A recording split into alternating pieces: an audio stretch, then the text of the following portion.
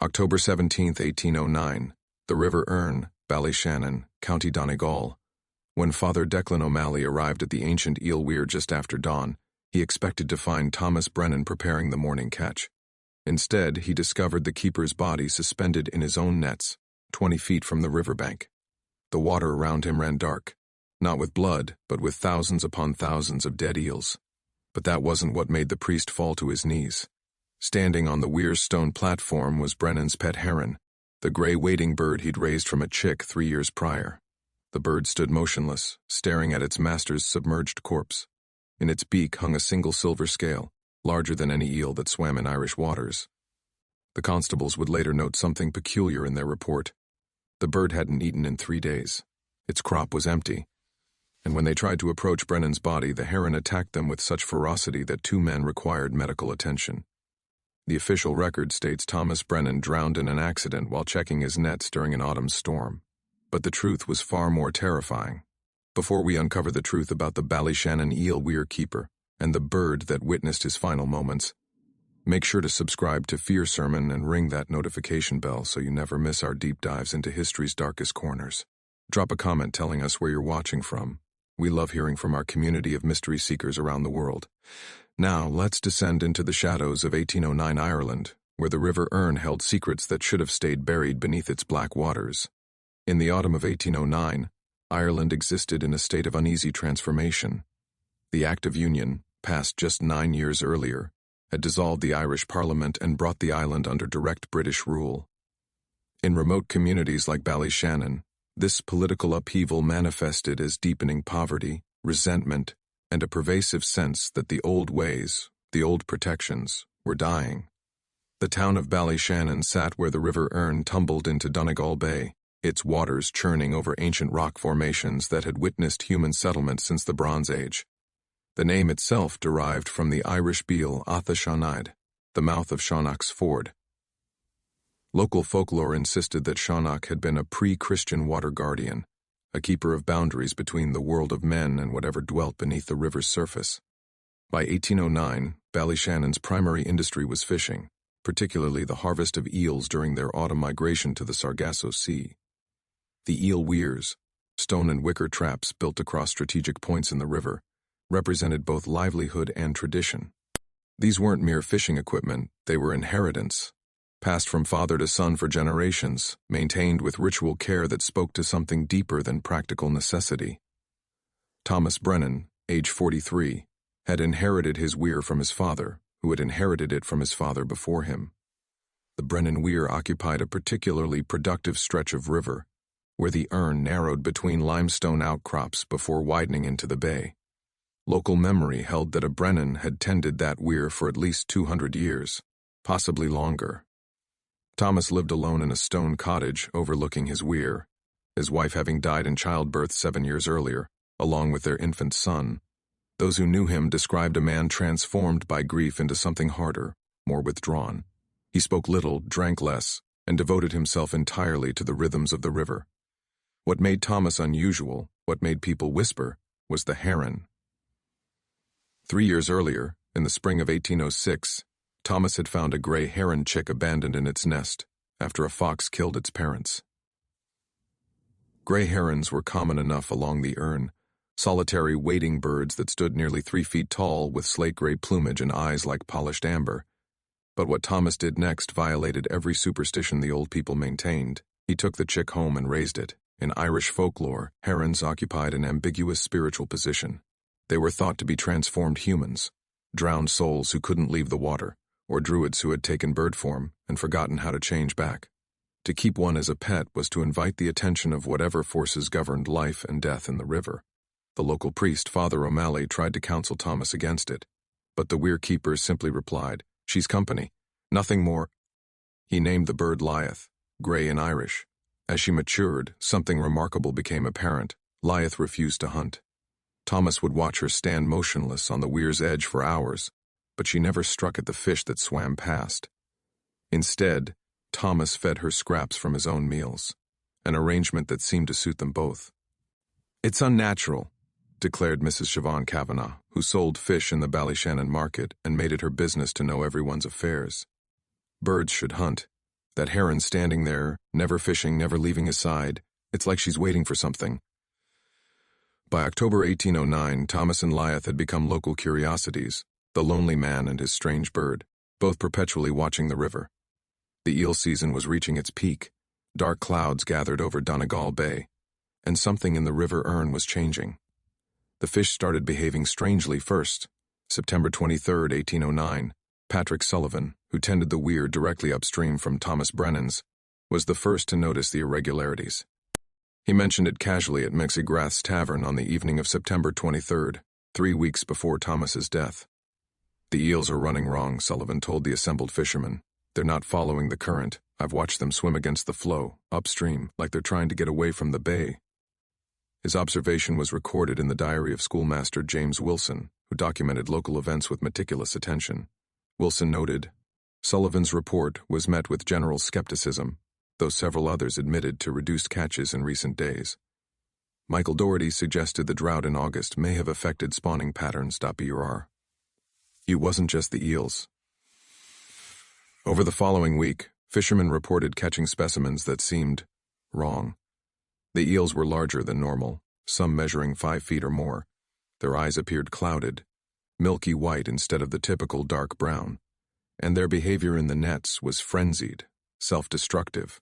They would tear through wicker weirs with such violence that they shredded their own flesh. Thomas Brennan said nothing about these reports. He continued his work in silence, Lyeth perpetually at his side. But those who passed his cottage after dark reported seeing lantern light in his windows at all hours and the silhouette of a man standing motionless, staring toward the river. October 3, 1809 Br. Margaret O'Brien, a widow who lived in a cottage on the hillside overlooking the Erne, woke at approximately 2 a.m. to a sound she would later describe as like women keening at a wake, but coming from the water itself. He testified to this before the local magistrate, Constable Edmund Burke, in a statement that remains in the Donegal County archives. "I went to my window and looked down at the river. The moon was near full, and I could see the weirs clear as day. There was someone standing in Thomas Brennan's weir, standing in the water up to his waist. At first I thought it was Thomas himself checking his nets, but then I realized he wasn't moving at all, just standing there in the current, facing downstream toward the Baber. I called out, but he didn't respond. I watched for perhaps 10 minutes, growing more disturbed, before I woke my son to go down and check. But by the time Daniel reached the weir, there was no one there. The nets were undisturbed. No footprints in the mud banks." Hen Daniel O'Brien reluctantly reported this to Thomas. The next morning, the weir keeper's response was peculiar. According to Daniel's statement, he didn't seem surprised. He looked at me with this exhausted expression and said, "How deep was he standing?" I told him up to the waist. He nodded and said, "It's getting shallower then, that's good." Then he went back to his work and wouldn't speak further. That same day, Father O'Malley made an unscheduled visit to Thomas's cottage. The priest's personal journal, discovered decades later in the diocesan archives, contains this entry. October 3, 1809. Visited Thomas Brennan today. Found him in disturbing state. He has not been sleeping. Claims the river speaks differently now. When I pressed him on this, he became agitated and insisted I listen. We stood on the bank for several minutes. I heard only the normal rush of water. Thomas heard something else. "Can't you hear them counting?" he asked. I could not. Most troubling, the Heron was not at its usual post on the weir. Thomas said she had been standing guard at the cottage door since sunset 3 days prior and refused to go to the water. "She knows," he said. When I asked what the bird knew, he would not answer. October 9, 1809. The situation escalated dramatically when young Sean McGrath, age 12, went missing while fishing near the Brennan Weir. The boy had been sent by his father to check their family's eel pots around 4 p.m. When he hadn't returned by dusk, a search party formed. They found Sean just after nightfall, crouched on the riverbank approximately 50 yards downstream from Thomas's weir, soaking wet and unable to speak. Dr. Henry Fitzgerald, the only physician within 20 miles, examined the boy and recorded the following. Patient presents with acute shock and mild hypothermia. No physical injuries evident. Upon regaining speech, patient claims he fell into the river and was pulled down by hands. States he saw faces in the water, all pressed together like they were trying to fit through something too small. Patient became hysterical when asked to elaborate. Administered laudanum, Recommend rest and observation. The search party included Thomas Brennan, who had joined them with Wyeth walking at his heel.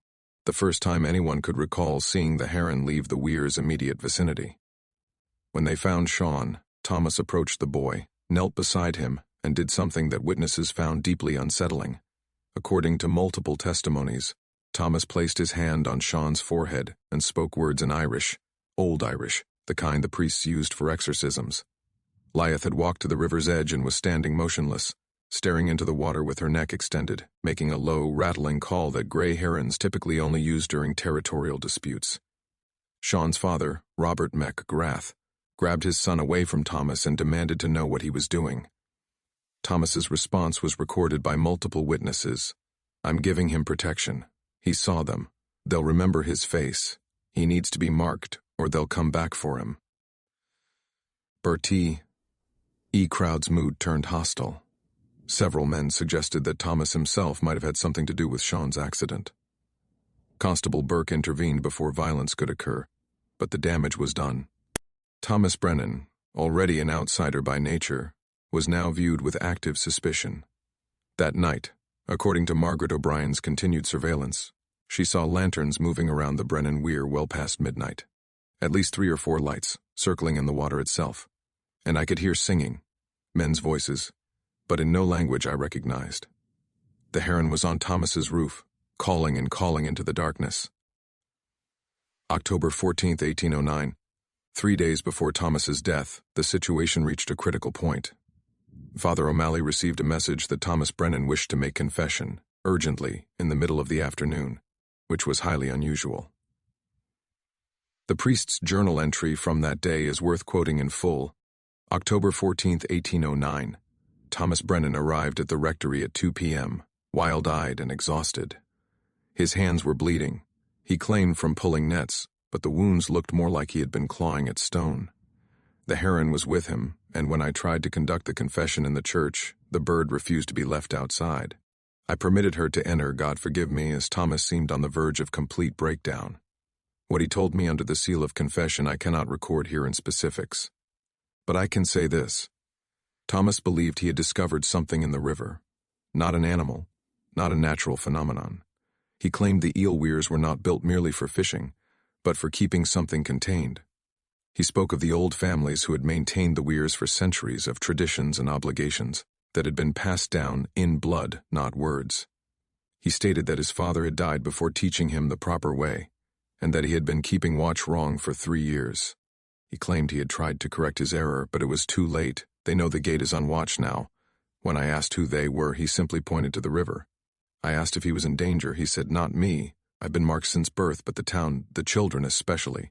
He gripped my arm with terrible strength and made me promise, when it happens, watch the Heron. She'll know where they try to cross. Don't let anyone enter the water where she stands. I attempted to persuade him to stay at the rectory, to allow me to help him rest. He refused, saying he had 3 days left to strengthen the nets. Those were his exact words.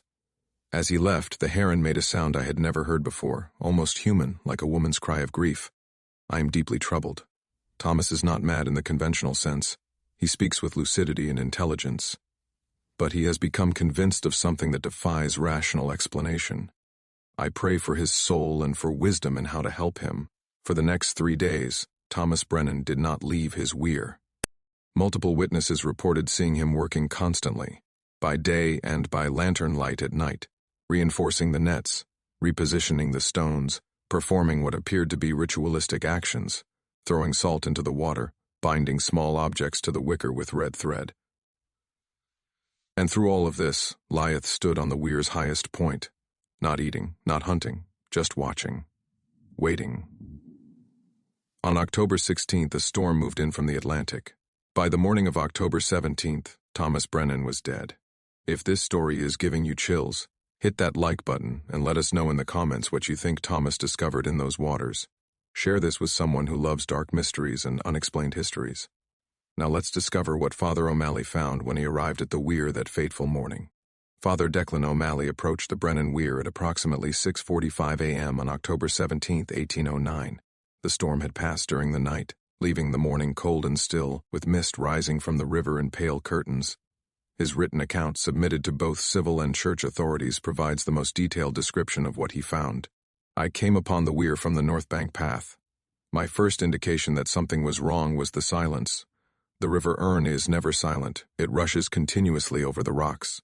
But that morning, I could hear nothing but my own footsteps. The mist was thick, and it took several moments before I could see clearly. The Heron saw me first. Lyeth was standing on the central platform of the weir, in the exact position where Thomas would normally stand to check his nets. As I approached, she spread her wings, a span of nearly 6 feet, and made a sound I can only describe as a warning. Not the typical heron call, but something deeper, more guttural, a sound of mourning. Then I saw Thomas. His body was suspended in the weir nets, approximately 10 feet from the platform, his arms and legs tangled in the wicker and rope in a manner that suggested violent struggle. He was submerged up to his chest, his head and shoulders above water, but tilted back at an unnatural angle. His eyes were open. His mouth was open. In the gray morning light, his face had a peculiar pallor, not merely the pallor of death, but something else, almost translucent. The water around him was filled with eels, thousands of them, dead. They covered the surface of the weir's catch basin in a writhing carpet, and beneath the water I could see more, packed so densely that they formed a solid mass. In all my years in Ballyshannon, I had never seen such a catch. It should have been a magnificent haul, but every single eel was dead. I called out for help, my voice breaking the terrible silence. As I did so, I noticed something clutched in Thomas's right hand, which was suspended just above the waterline. At first I thought it was a piece of cloth or weed, but as I looked closer I realized it was a net, not part of the weir's structure, but a small hand-held net made of an unusual material. The threads appeared to be hair, human hair, braided and woven. The heron would not let me approach. Every time I moved toward Thomas's body, she lunged at me with her beak, striking with enough force to tear through my coat. I am a man of God and not given to superstition, but I swear to you that the bird was protecting him, not attacking out of fear or territorial instinct, but deliberately preventing me from reaching the body. I retreated and ran to fetch Constable Burke. By 8 a.m., a crowd had gathered on the bank. Constable Edmund Burke arrived with 3 men, and they were able to approach the body only after one of them, Michael Doherty, a local farmer, managed to capture Lyeth by throwing a coat over her. Even restrained, the bird continued to struggle and cry, that same low, mourning sound that made the watching crowd grow silent. Burke's official report provides additional details. The deceased, Thomas Brennan, age 43, was found entangled in his eel weir nets at approximately 6:45 a.m., October 17, 1809. Preliminary examination suggests death by drowning, though the circumstances are highly irregular. The victim's clothing was intact, showing no signs of tearing or struggle consistent with accidental entanglement. His boots were still firmly laced. His belt was buckled. This suggests he did not thrash or fight when he entered the water. More peculiar, the nets in which he was tangled were not the outer catching nets where one might accidentally become ensnared, but the inner nets, the final trap where captured eels are held before collection. To reach this position, one would need to deliberately wade through the outer barriers. The positioning of the body suggests he was facing upstream, toward the interior of the weir, not downstream toward the bay. The victim's hands showed extensive wounds, deep lacerations on the palms and fingers, consistent with gripping rough stone or rope for extended periods. Several fingernails were torn completely away. These injuries appeared to be several days old, not fresh. When we pulled the body from the water, we discovered something clutched in his right hand, a small net made of what appears to be human hair, woven in a complex pattern. The net was attached to a wooden handle carved with symbols I do not recognize. I have retained this item as evidence, though I confess I do not understand its purpose. Most disturbing, when we removed the victim's shirt to examine the body, we discovered that his entire torso was covered in symbols, carved into his skin with a sharp implement. The wounds were infected and appeared to be self-inflicted, based on their location and depth. The symbols resemble Old Irish script, but are not readable by any of the locals consulted, including Father O'Malley. Dr. Henry Fitzgerald performed a more thorough examination of the body at the constable's station. His medical report includes this critical observation. While the lungs did contain water consistent with drowning, the quantity and character of the fluid is unusual. The water removed from the deceased's lungs was significantly colder than the river water temperature. cold enough to suggest the victim had been submerged for many hours, though witnesses confirmed the storm only began the previous evening. Additionally, I discovered fine particles within the pulmonary tissue, small fragments of stone or mineral, as if the victim had inhaled sediment from the riverbed. But the particles were found deep within the lung tissue, in locations that would require days or weeks to reach through normal respiration. I have no medical explanation for this finding. The carved symbols on the torso appear to have been created over a period of at least 3 days, with the oldest wounds showing signs of healing. The pattern is deliberate and complex, suggesting ritualistic intent. Several symbols were carved directly over the heart. One final observation that I hesitate to include but must for the sake of completeness. When I examined the victim's eyes, I found his pupils were extremely dilated, far beyond what one would expect in a drowning victim. And in each eye, I found what appeared to be small scales, similar to fish scales, lodged in the corners of the eyelids. I have preserved these samples but cannot explain their presence. The mass of dead eels in the weir presented another mystery. Men spent the entire day removing them, estimated at over 5,000 individuals. Not a single living eel was found. The cause of death was unclear. The fish showed no signs of injury, disease, or poisoning. They had simply died simultaneously, in the same night as Thomas Brennan, and, throughout the entire day of examination and removal, Lyeth the Heron refused to eat, refused to leave, and stood on the weir's platform in exactly the spot where Thomas's body had been found, her eyes fixed on the water below. On the evening of October 17th, as the sun set, something happened that no one could explain. Multiple witnesses reported that the heron, still standing on the platform, suddenly extended her neck, opened her beak, and released a sound that carried across the entire valley. Not a typical heron call, but something closer to a human voice, crying out a single word in Irish, Creochnaith, finished. Then Lyeth collapsed. When the men reached her, the bird was dead. Dr. Fitzgerald examined her body and found no cause of death. Her crop was empty. She had not eaten in at least 4 days. But that alone should not have killed her so suddenly. It was as if, Father O'Malley wrote in his journal, she had been holding on to life through sheer will. And once Thomas was found, once her duty was complete, she simply let go. The investigation into Thomas Brennan's death officially lasted 3 weeks, though its reverberations continued for months. Constable Burke conducted interviews with everyone who had contact with Thomas in his final days, compiled physical evidence, and submitted a report to the magistrate's court in Donegal town. The official verdict, delivered on November 8, 1809, accidental death by drowning. But the details revealed in the investigation painted a far more complex picture. The weir's history.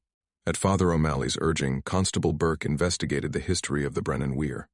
What he discovered was disturbing. Through land records and parish registries, he traced the weir's ownership back to 1603, the earliest reliable documentation. For the entire 206-year span, only 3 families had maintained that specific weir: the Brennans, the O'Sullivans before them, and before that, a family named O'Shaughnessy, which, Burke noted, was the same name as the ancient ford mentioned in local legends. More significantly, in every generation, the weir keeper had been a man who lived alone. No wives, no children who survived to adulthood. Burke found 7 death records for infants born to weir keepers. All died within days of birth. 4 weir keepers' wives died in childbirth. 3 others died of unknown causes within a year of marrying the keeper, and in each case, the weir keeper himself died in the river. 1742, Dermot Brennan, age 39, drowned in his weir. 1711, Padraig O'Sullivan, age 42, drowned in his weir. 1673, Seamus O'Shaughnessy, age 44, drowned in his weir. The pattern extended as far back as records existed. Burke documented his findings but struggled to explain their significance. It appears, he wrote, that the position of weir keeper carries an unusual burden and perhaps attracts a certain type of individual prone to isolation and melancholy. Whether this leads to accidents or self-destruction, I cannot determine. The artifacts. The small net found clutched in Thomas's hand proved to be the most puzzling piece of evidence. Father O'Malley, who had studied ancient Irish texts during his seminary training, recognized some of the symbols carved into the handle as pre-Christian Ogham script. He sent a sketch to a colleague at Trinity College, Dublin. a scholar named Dr. William Stokes who specialized in ancient Irish language. Dr. Stokes's reply, dated November 3, 1809, survives in the diocesan archives. The symbols you have sent are indeed Ogham, but of a variant I have not encountered in conventional texts. The script appears to be what we call Crossan Ogham, a corrupted, or regional variation used in Ulster during the pre-Christian period, possibly associated with Druidic practices. I can make out several words: giata, gate, fair, watching, guarding, and sruthan, stream or flowing water. There is also a repeated symbol that does not correspond to any letter in the standard Ogham alphabet, but which appears in certain ritual contexts. It may represent a god name or spirit designation. Based on the combination of symbols, my best interpretation is that this object was meant to serve as a watcher's net or guardian's trap, not for catching fish, but for catching something else that might emerge from the water. The use of human hair in the net's construction is particularly significant in Celtic magical practice, as hair was believed to carry the essence of the living and could bind or repel spirits. I hesitate to speculate further without examining the object directly, but I must caution you, if this object is authentic and not a modern forgery, it represents evidence of ritual practices that the Church worked for centuries to suppress.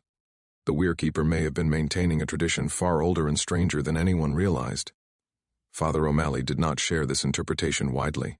In his journal he wrote, "Some knowledge is too dangerous for public consumption. If the people of Ballyshannon understood what Thomas may have been protecting them from, it would cause panic. Better to let them believe he was simply a lonely man who met a tragic accident." The testimony of Margaret O'Brien. Of all the witnesses, Margaret O'Brien proved the most persistent in claiming something supernatural had occurred. Despite pressure from both civil and church authorities to moderate her statements, she insisted on recording everything she had seen and heard from her hillside cottage. In a written statement dated November 15, 1809, she provided details that hadn't been included in her original testimony. In the week before Thomas Brennan's death, I heard singing from the river every night. Not just the one night I reported, but every single night for 7 nights. The songs were in Irish, Old Irish that my grandmother would have known but which no one speaks anymore. I recognized one song in particular, Amrun na Marb, the Song of the Dead, which used to be sung at wakes for those who drowned. On the night of October 16th, the night Thomas died, I stayed awake watching. I know what I saw. At approximately 11 p.m. I saw figures rising from the water near his weir. Not 1 or 2, but dozens. They appeared to be men, but they moved wrong, crawling up the riverbank on all fours like animals. They were surrounding the weir. I saw Thomas come out of his cottage, carrying something. I believe it was the net they found with his body. The Heron flew to the top of his cottage and began calling. Thomas walked directly into the weir, into the water, walking toward the figures. He was not fleeing. He was not stumbling. He walked deliberately, like a man going to meet an appointment. I saw him raise the net and begin to, I don't know how to describe it, sweep it through the air above the water, as if he was trying to catch something invisible. The figures began to circle him, and then, all at once, they pulled him down. The Heron's cry when he went under was the most terrible sound I have ever heard. She flew from the cottage to the weir and stood there, and she did not move until Father O'Malley came the next morning. I told all of this to Constable Burke. He said I was overwrought in imagining things in the storm. But I know what I saw. Thomas Brennan didn't drown by accident. He gave himself to the river, and I believe he did it to stop something from leaving the water. Margaret O'Brien's testimony was noted but not included in the official report. Constable Burke wrote, "Witnesses' advanced age and known susceptibility to superstition make her observations unreliable. No other witnesses reported seeing figures near the weir. The children's accounts. The children of Ballyshannon told a different story." In the days following Thomas's death, schoolmaster James Wilson recorded something unusual. Several children in his classroom began drawing pictures of the gray man without being prompted. Wilson kept examples of these drawings. They showed a tall, thin figure standing in water with a bird on his shoulder. The children said the gray man appeared in their dreams, warning them to stay away from the deep places and don't answer if you hear your name called from the river. When Wilson asked the children who the gray man was, they unanimously identified him as Thomas Brennan, even the children too young to have known him well in life. When asked why they called him gray, they said it was because he's the same color as the bird now. These dreams continued for approximately 3 weeks, then stopped suddenly, all at once, as if someone had flipped a switch. Wilson noted, "It appears the children have created a shared mythology around the Weir Keeper's death, perhaps as a way of processing the tragedy. The protective warnings in the dreams are likely their subconscious minds transforming adult fears about water safety into a narrative they can understand. Most interesting is the consistency of the imagery across different children, suggesting the power of community storytelling. The legal resolution: because Thomas Brennan had no living relatives, his property was set to revert to the landlord, a British nobleman named Lord Cunningham, who owned most of the land around Ballyshannon but rarely visited. However, complications arose regarding the weir itself.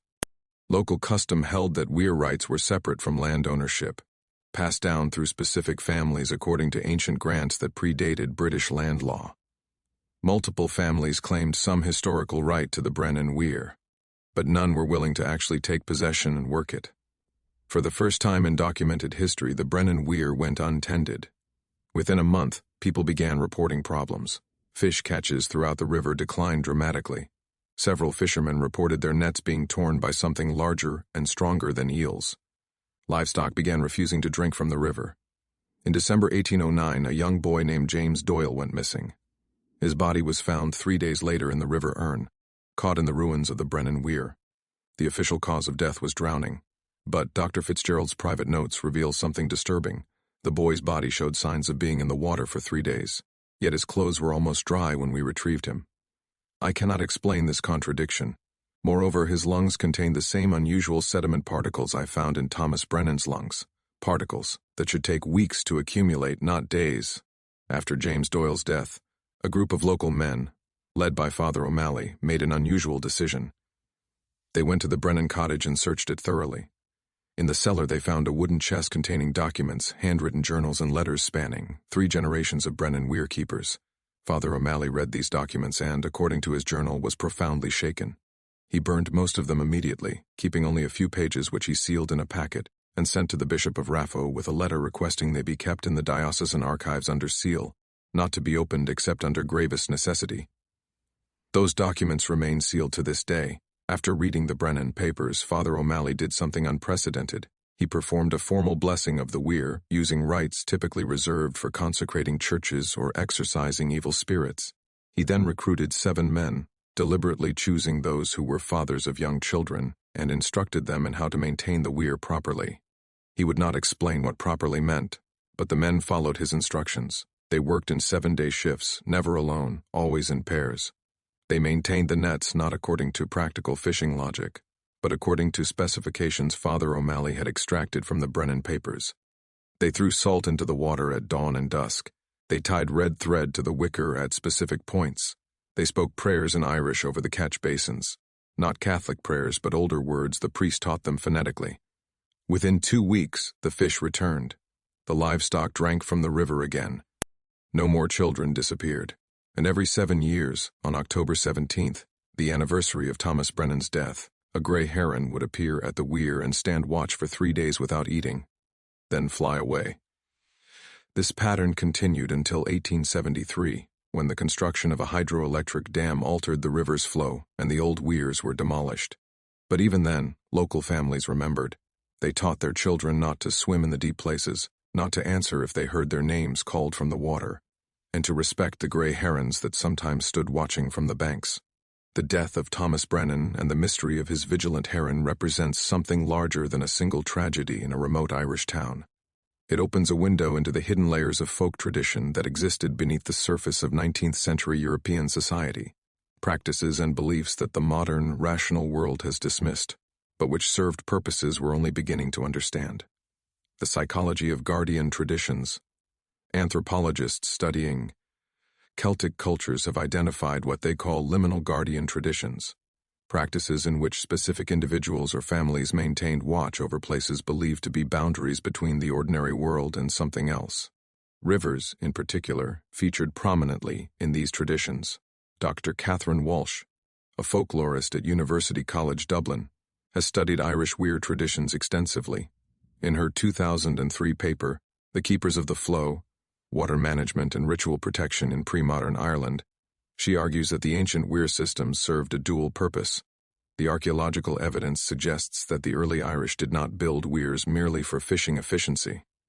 The placement of weirs often defies practical logic, positioned in locations that would catch fewer fish than alternative sites nearby. But if we examine these placements through the lens of landscape belief systems, a different pattern emerges. The weirs are consistently located at points identified in folklore as thin places, locations where the boundary between the physical and spiritual worlds was believed to be permeable. The weir keeper, then, was not simply a fisherman, but a ritual specialist, maintaining both physical and metaphysical barriers. The isolation required of these keepers, the prohibition on families, the passing of knowledge from one generation to the next in private, all of this suggests a serious, sustained tradition of guardianship that lasted centuries. The Ballyshannon case, Walsh notes, is unusual only in that we have such detailed documentation of the keeper's death and the community response. How many similar deaths occurred throughout Irish history, but were simply recorded as drowned without further investigation, she asks. How many lonely men standing watch at remote waters, performing duties no one else understood? The Heron as psychopomp, the role of Leith, the grey heron who refused to fish and who seemingly died of grief or duty fulfilled, connects to a broader tradition of animals serving as psychopomps, or guides between the worlds of the living and dead. In Celtic belief, certain animals were thought to be transformed humans or to possess human consciousness. The heron, called cor in Old Irish, was specifically associated with transformation and patience. Medieval Irish texts describe druids taking heron form, and several myths feature herons as guardians of sacred waters. The fact that Leith never hunted, the detail that made her so remarkable, may have been more significant than anyone realized. Dr. Michael O'Shea, a scholar of Irish mythology, suggests a heron that doesn't fish is performing a different function. In the old beliefs, eating from the water meant consuming not just physical food but the essence of the place. A heron that abstains from feeding might be maintaining ritual purity, staying separate from the very element she guards. Her role wasn't to take from the water, but to watch it. The 3 days Leith refused to eat before Thomas's death, matching the 3 days he spent carving protective symbols into his skin, suggests a deliberate parallel, a shared preparation for something both human and animal understood was coming. The pattern of hereditary guardianship, investigation into similar cases, reveals a pattern across Europe. In Scotland, certain families maintained salmon watch on specific rivers, performing duties that seemed to have no practical purpose. In Brittany, France, guardians of the stones maintained ancient standing stones, sleeping beside them on specific dates. In the Netherlands, dike watchers performed rituals alongside their maintenance work that church authorities tried to suppress. These traditions share common elements: passage through family lines, with knowledge kept secret, required isolation or celibacy of guardians, associated animal familiars or totems, specific ritual dates and actions, protection of liminal spaces, water, boundaries, thresholds, mysterious deaths of guardians, often in the places they protected. Historian Dr. Emma Fitzgerald argues that these represent remnants of pre-Christian priesthood systems that survived by disguising themselves as practical trades. The weir keeper was really a water priest, she suggests. The skills he passed down weren't about catching fish. Any competent fisherman could learn that in a season. The skills were about maintaining something invisible, something that required belief to work. And when that belief system broke down, when the knowledge was lost or dismissed as superstition, whatever these guardians were protecting from stopped being protected from. The Ballyshannon legacy. In the decades following Thomas Brennan's death, Ballyshannon experienced remarkable stability. Despite being a poor community during a period of famine and political upheaval, it had notably low rates of drowning, fewer unexplained disappearances than similar communities, and, curiously, a higher-than-average child survival rate. This stability lasted until the hydroelectric dam was built in 1873. After that point, Ballyshannon statistics became average, matching regional trends.